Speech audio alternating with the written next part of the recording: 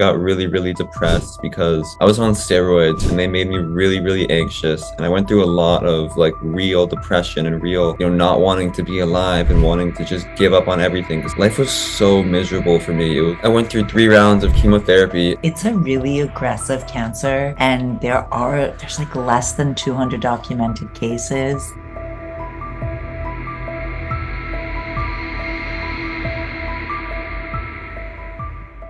My name is Micheal Crammer. I am 22 years old. And I am Ashley Crammer. I am Michael's mom, and I am almost 55, but 54. We are living in Miami, Florida. When I was actually in high school, I was a windsurfer on the Olympic development team. My team and I, we traveled the world championships, the national championships, and it was a really awesome time. We went to places like Latvia, Peru, Italy, Bonaire, California, and France. Being on the Olympic development team for windsurfing was like a surreal experience. It was a small group, and actually his brother was also on the team, and they were so disciplined every day, not just the windsurfing part, but they ate healthy food, they went to the gym, they worked out, and it was just, for me as a parent, and in the high school years, I think people go through a lot of difficulties, but they were surrounded by this atmosphere of being disciplined and having goals.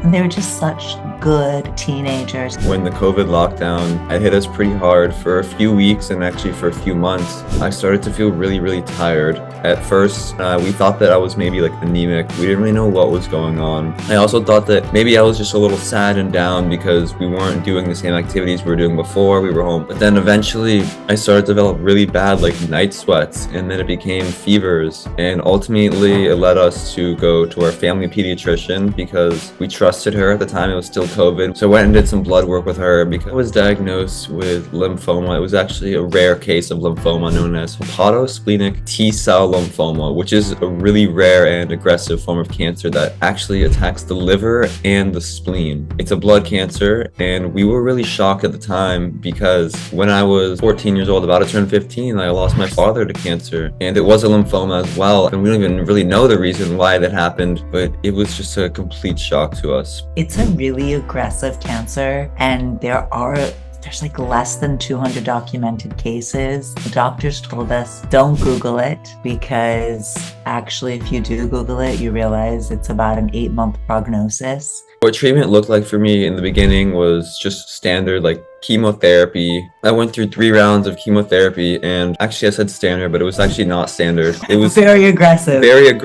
There's no regimen, there's no treatment protocol really. So I ended up going through 3 like super long, rare, like aggressive types of chemotherapy, rounds of chemotherapy to be specific, that were each about 2-3 weeks. And after that, I actually had a bone marrow transplant. I had to get a bone marrow transplant because even if I got my cancer into remission, there was still a super high chance of it coming back because it was so aggressive. So what they did was they gave me total body radiation and lung blasts and then really intense chemotherapy to kind of destroy my bone marrow and then leave room for like a donor's bone marrow to become mine so that I would get a bone marrow transplant, which anonymous donor gave me his stem cells. And my mom and I, we actually spent 6 weeks in the hospital for this process. It was very intense. I vomited like countless times. I had a PCA pump for morphine because I was in so much pain. I was having hallucinations. So I ended up developing graft versus host disease after my bone marrow transplant, just like a few weeks after. So now I live with chronic graft versus host disease, and I do treatments called extracorporeal photopheresis to basically weaken my white blood cells and my overactive immune system.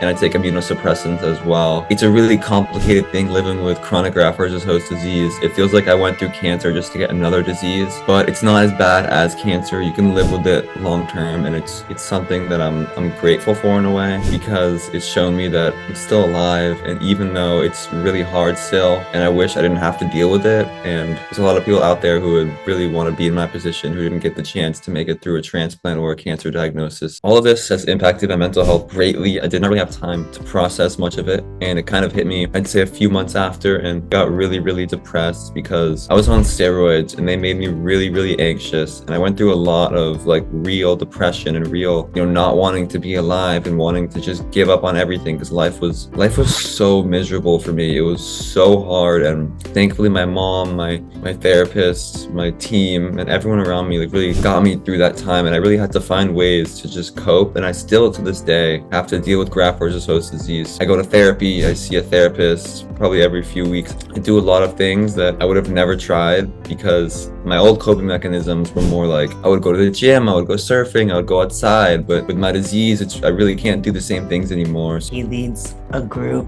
coping for cancer survivors. And I think that helps a lot. And I think having connection helps a lot. Yeah. Being on social media and meeting other people. I think connection has been huge because cancer, graft-versus-host disease, whatever you're going through, I think we tend to isolate ourselves. So it's hard for a caregiver too, but I see it in Micheal so much. It's been so interesting for me to see him because he was always a good kid, and on the surfing and the windsurfing, focused and did well in school and very disciplined and a funny kid, a great guy. And I was like, he's a great guy. And it's been so beautiful to see how he has adapted, and now there's other things that bring him joy. And I think that's a challenge about cancer, but we're certainly grateful for like the lessons, the perspective, everything we've learned. So even today, he can't do the things his friends do. He's still in treatment, and I love how open he is. And I think he's a great example for young people because a lot of times I think at this age it's very hard to share. What has kept me strong in all this is definitely my mom and my support group for sure, and all the people around me that are just supporting us every day and showing us so much love. It is okay to not be the person you were before. You go through a trauma, a disease, whatever it is, and you don't have to bounce back and be better than you were before. You just have to come back. Which I think as a caregiver, as a parent, we want to protect our children. We always say we just want them to be happy, but the truth is